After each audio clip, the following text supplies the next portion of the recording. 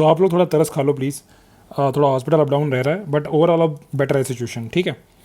तो let me welcome you to Vajiram pointers daily prelims analysis dated September 7। तो पहले article शुरू करते हैं। और जो बीच में 2 दिन का वाजीराम पॉइंटर्स नहीं आया है, उसमें बेसिकली इसलिए नहीं ला पाया हूँ क्योंकि द हिंदू का मैं बना रहा था, जिसमें मैंने आधा बना लिया था। तो आर्टिकल जो हैं वो आधे उसमें कवर्ड थे, बट सेम ही आर्टिकल थोड़े बहुत वाजीराम पॉइंटर्स में भी आए थे। तो मैंने कहा कि जब हिंदू में आधा बना लिया है तो यहीं पे पूरा डिस्कस कर लेंगे, उसके बाद अगली वीडियो में ये बता देंगे कि यार इसमें ऑलरेडी डिस्कस कर रखा है। तो इसलिए वाजीराम पॉइंटर वो दिन का रुक गया है, अब वो हो जाएगा। इतना 10 मिनट की तुम लोग के लिए इशू है, अगर इवन बैकलॉग है वो तुम लोग के लिए 10 मिनट का इशू है। अगर तुम लोग मान लो 1.5 पे देखते होगे तो और ही कम टाइम लगता है, तो उसके लिए पैनिक होने की ज़रूरत नहीं है, ठीक है। पहला आर्टिकल डिस्कस करते हैं। देखो, हमारे चीफ इकोनॉमिक एडवाइज़र हैं, इन्होंने बोला है कि फाइनेंशियलाइजेशन की वजह से हमारे जो मैक्रो इकोनॉमिक आउटकम्स हैं ये डिस्टॉर्ट हो जाएंगे। तो फाइनेंशियलाइजेशन टर्म समझने से पहले हमें रियल सेक्टर या इकोनॉमी वर्सेस फाइनेंशियल सेक्टर या इकोनॉमी में डिफरेंस देखना जरूरी है, ठीक है। जो हमारा रियल सेक्टर या रियल इकोनॉमी होता है वो कंसर्न होता है with the production, purchase and flow of goods and services. तो इसका मतलब ये मोस्टली प्रोडक्शन साइड से रिलेटेड होता है, ठीक है। और जो हमारा फाइनेंशियल इकोनॉमी होती है, it is concern with the aspect of transaction of money, जिसमें पैसे का ट्रांजेक्शन ज़्यादा हो रहा है, ठीक है, और या फिर अदर फाइनेंशियल एसेट्स में इन्वॉल्व है। अब फाइनेंशियल एसेट्स क्या होते हैं? ये नॉन फिजिकल एसेट्स होते हैं जो डिराइव करते हैं अपनी value from some other assets या रियल एसेट्स से। एग्जांपल कैसे हो गया? जैसे बॉन्ड्स हो गए, बॉन्ड्स की खुद की कोई वैल्यू नहीं होती है, वो डिराइव करते हैं वैल्यू, ठीक है। जैसे हमारे फाइनेंशियल इंस्टीट्यूशंस हो गए, इंश्योरेंस कंपनियां हो गई, ये सब आती हैं हमारी फाइनेंशियल सेक्टर में क्योंकि ये प्रोवाइड करती हैं हमें फाइनेंशियल सर्विसेज, ठीक है। अब फाइनेंशियलाइजेशन क्या होता है? अब इसी फाइनेंशियल सेक्टर का अगर इंपॉर्टेंस और साइज बढ़ जाए तो इसको बोलते हैं फाइनेंशियलाइजेशन। अब इसकी वजह से प्रॉब्लम क्या है कि देखो, इसमें क्या होता है, मोस्टली जो लोग होते हैं फाइनेंशियल सेक्टर में इन्वेस्ट करते हैं वो शॉर्ट टर्म गेंस के लिए इन्वेस्ट करते हैं, ठीक है। तो प्रॉब्लम क्या है कि हमारी लॉन्ग टर्म जो इन्वेस्टमेंट है वो नहीं आएगी फिर, क्योंकि हर इंसान जो है वो सब शॉर्ट टर्म गेन की तरफ देखेगा। जैसे अभी देखो इंडिया में क्या हो रहा है, हमारा जो स्टॉक मार्केट है ये बहुत ग्रो कर रहा है, तो लोग स्टॉक्स की तरफ बहुत भाग रहे हैं, ठीक है। तो अब इससे क्या हो रहा है, जो इन्वेस्टमेंट हमें मैन्युफैक्चरिंग वगैरह में चाहिए वो नहीं मिल पाएगी। क्यों? क्योंकि जो बिग कॉरपोरेट्स हैं वो भी धीरे धीरे सब फाइनेंशियल सेक्टर की तरफ भागने लगेंगे और वो रियल सेक्टर में इतना इन्वेस्टमेंट नहीं करेंगे, जिसकी वजह से एम्प्लॉयमेंट का लॉस हो सकता है। एम्प्लॉयमेंट लॉस होगा तो इनकम इनइक्वालिटी बढ़ जाएगी हमारे यहाँ, ठीक है।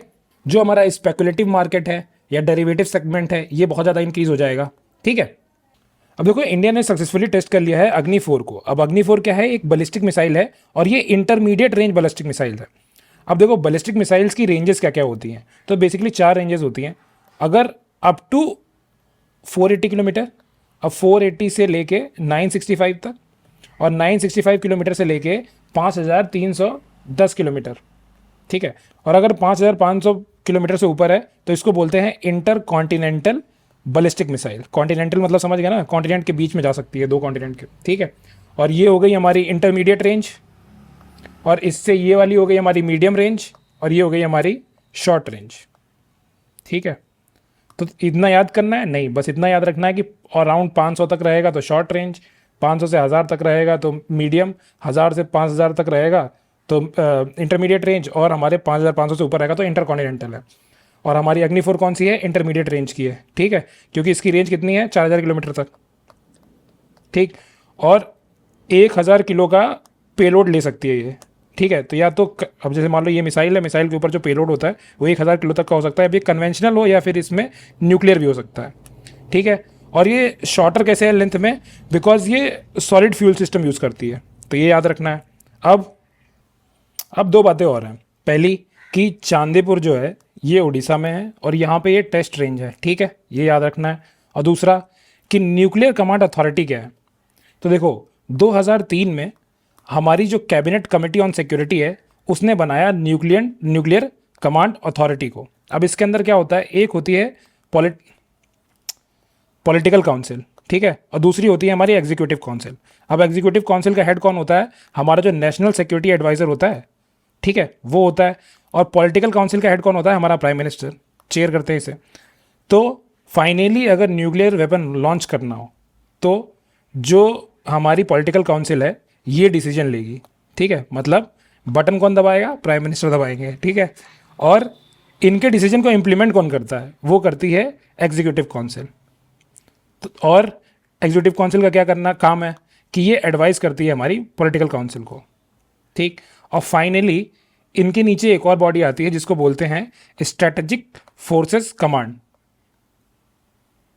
या फिर इसको बोलते हैं स्ट्रेटेजिक न्यूक्लियर कमांड। देखो दिया हुआ है यहाँ पे स्ट्रेटेजिक न्यूक्लियर कमांड। अब ये क्या करते हैं, इनके पास सारा स्टॉक पाइल होता है, हमारे पास जो भी न्यूक्लियर वेपन्स हैं, टेक्नोलॉजीज़ हैं, उनका सारा स्टॉक पाइल इनके पास होता है। मतलब लॉन्च तो फाइनली ये लोग करेंगे ना, मतलब बटन ये दबाएंगे, वेपन तो इनके पास है, प्राइम मिनिस्टर वेपन लेके थोड़ी बैठेंगे, वो बटन दबाएंगे, लॉन्च यहाँ से होगा, ठीक है। तो ये 3 बॉडीज़ याद रखना है कि हमारी न्यूक्लियर कमांड अथॉरिटी में ये 3 बॉडीज़ हैं, ठीक। अब इटूरू नागरम वाइल्ड लाइफ सेंचुरी में पाया गया है कि यहाँ पे कई ट्रीज़ को अप्रूव कर दिया गया है जब यहाँ का सैंपल प्लॉट एनालिसिस हुआ, ठीक है। तो हमारे लिए ये सेंचुरी क्यों इंपॉर्टेंट है ये देखते हैं। अब देखो इतूरू नागरम वाइल्ड लाइफ सेंचुरी हमारे लिए इंपॉर्टेंट क्यों है, क्योंकि यहाँ एक फेस्टिवल होता है जिसका नाम है समलखा सरलम्मा जात्रा, या इसको मेदाराम जात्रा भी बोलते हैं। प्राइमरली ये सेलिब्रेट होता है तेलंगाना में, और ये एशिया का लार्जेस्ट ट्राइबल फेस्टिवल है, ठीक है। और इसको जो ट्राइबल कम्युनिटी मेनली सेलिब्रेट करती है प्राइमरली, उसका नाम है कोया ट्राइब, ठीक है। कोया ट्राइब सेलिब्रेट करती है, और ये बेसिकली बॉर्डर एरियाज में लाई करता है। कहाँ कहाँ के, ये हमारा महाराष्ट्र हो गया, तेलंगाना और छत्तीसगढ़ के इस वाले एरिया में, और यहाँ से ऑलमोस्ट पास होती है गोदावरी रिवर और एक दयाम वागू रिवर। अब देखो ये तो याद नहीं रहेगी, गोदावरी रिवर याद रखना बस, ठीक है, इतना इंपॉर्टेंट है। बाकी तुम इसको एग्जाम्पल के तौर पे यूज़ कर सकते हो मेंस में। कैसे, जो समाखा सरलम्मा था ये बेसिकली मदर डॉटर का डुओ था, ठीक है। और इन्होंने ट्राइबल रिवोल्ट किया था किसके अगेंस्ट, ककतिया, जो ककतिया किंगडम पढ़ोगे आप मेडिवल हिस्ट्री में, उनके अगेंस्ट, क्योंकि ककतिया किंगडम ने यहाँ पे टैक्सेस इंपोज कर दिए थे जबकि इस एरिया में ड्राउट पड़ा हुआ था, ठीक है। तो जैसे मान लो कोई क्वेश्चन आए जो पूछे कि एंशियंट या मेडिवल हिस्ट्री में वुमेन का प्रोमिनेंस या इंपॉर्टेंस बताओ, तो वहाँ तुम इससे एज एन एग्जाम्पल कोट कर सकते हो। अब देखो national company law appellate tribunal है, इसने रोक दिया कोई एक्विजिशन, ये कोई काम का नहीं है। और भाई एनक्लेट कितनी बार डिस्कस करोगे, बच्चे की जान लोगे क्या, फिर बता देते हैं कि देखो जो हमारा नेशनल कंपनी लॉ ट्रिब्यूनल होता है, इसके केसेस भी इसी के पास जाते हैं, NCLAT, एक ए ऐड हो गया तो ठीक, इसके पास जाते हैं।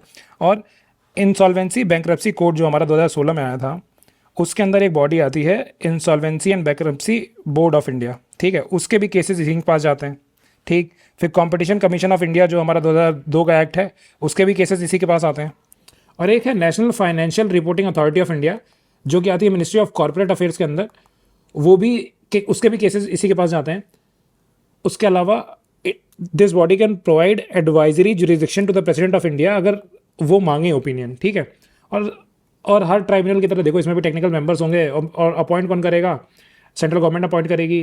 केसेस जो हैं वो सुप्रीम कोर्ट को अपील किए जा सकते हैं, और खुद का प्रोसीजर रेगुलेट करती है under the code of civil procedure 1900 act, ठीक है। उसके पास कुछ पावर्स भी होंगी सिविल कोर्ट की, ठीक है। नेक्स्ट चलते हैं। अब देखो हमारे यूनियन मिनिस्टर ऑफ टेक्सटाइल्स ने बोला है कि जो हमारा टेक्निकल टेक्सटाइल का एक्सपोर्ट है वो 10 बिलियन क्रॉस कर जाएगा 2030 तक। तो इन लोग तो बोलते रहते हैं, तो ये काम का नहीं। काम का क्या था, टेक्निकल टेक्सटाइल्स, ये ऑलरेडी मैंने 7 सितंबर का द हिंदू है उसमें बता दिया था, तो वहीं से ये आर्टिकल उठाया भी गया है, ठीक है। बाकी नेशनल टेक्सटाइल मिशन वहाँ बताना भूल गया था कि मिनिस्ट्री ऑफ टेक्सटाइल लीड करती है। बाकी इसमें एक चीज़ देखो कि दिया हुआ था, हाँ ये कि बेसिकली 12 मेजर ग्रुप होते हैं इसके। अब देखो क्लॉथ टेक समझ में आ रहा है ना, क्लॉथ की कोई टेक्नोलॉजी होगी। मोबाइल टेक मतलब ये ऑटो मोबाइल में जो सीट का कवर होता है उन सब में रिलेटेड होता है, उसको भी टेक्निकल टेक्सटाइल्स में ही लेते हैं। बिल्ड टेक हो गया, जियो टेक हो गया, तो ऐसे समझ लेना कि ये सब रिलेटेड है टेक्निकल टेक्सटाइल से, ठीक है। तो ये आर्टिकल जो है ये द हिंदू के 7 सितंबर वाले एडिशन में आया था, और मैंने डिस्कस नहीं किया था क्योंकि इंपॉर्टेंट नहीं था आर्टिकल, ठीक है। इसमें घूम फिर के इन्होंने भी क्या किया है, NTCA के बारे में बात की है, नेशनल टाइगर कंजर्वेशन अथॉरिटी। ये ऑलरेडी मैं बहुत बार डिस्कस कर चुका हूँ। जानने वाली बात क्या होती है इसमें कि स्टैट्यूटरी बॉडी है, किसके अंदर आती है, वाइल्ड लाइफ प्रोटेक्शन एक्ट के अंदर आती है, जिसका अमेंडमेंट हुआ था 2006 में, तब आया था, और इसको स्टैट्यूटरी स्टेटस मिल गया था तब। बाकी इसका चेयरपर्सन कौन होता है, जो कि मिनिस्टर होता है, ministry of environment forest climate change का, ठीक है। बस इतना याद रखो, बाकी कुछ काम का नहीं। ये ऑलरेडी मैंने अगस्त के करंट अफेयर्स में डिस्कस किया था, ये मैंने द हिंदू में भी कल बताया कि मैंने इसको अगस्त वाले में डिस्कस किया था, तो वहाँ से देखना है पूरा, ठीक है। कोई नया डेवलपमेंट नहीं है। अगर ज़्यादा जानना है तो बस निक्षय समझ लो कि ये रिलेटेड है टीवी से, डॉट्स करके कोई चीज़ है ये भी रिलेटेड है टीवी से, बस, ठीक है। नेक्स्ट चलते हैं। अब देखो visual next fashion forecasting initiative जो है ये हमारे national institute of fashion technology ने लॉन्च किया है। अगर तुम्हारा बहुत मन हो कि मैं सारे डायमेंशन कवर कर दूंगा मेंस के आंसर में, तो इसको लिख लेना डिजिटल इनिशिएटिव में, कि फैशन में भी हम कैसे डिजिटल बन रहे हैं, ठीक है। ये फोरकास्ट करेगा बेसिकली क्या फैशन ट्रेंड है चल रहा है। अब भाई एनिमी प्रॉपर्टी तो ये मैं ऑलरेडी द हिंदू में बता चुका हूँ, शायद इंडियन एक्सप्रेस में भी बता चुका हूँ, तो ये डिस्कस नहीं कर रहे हैं। और ये आता ही नहीं है, मतलब ये पता नहीं कितने जन्मों से न्यूज़ में आ जाता है हर कुछ दिन में, कुछ कभी नहीं पूछा गया है। अब ये तो मुझे समझ ही नहीं आ रहा है क्यों दे दिया इन्होंने यहाँ पे। ठीक है।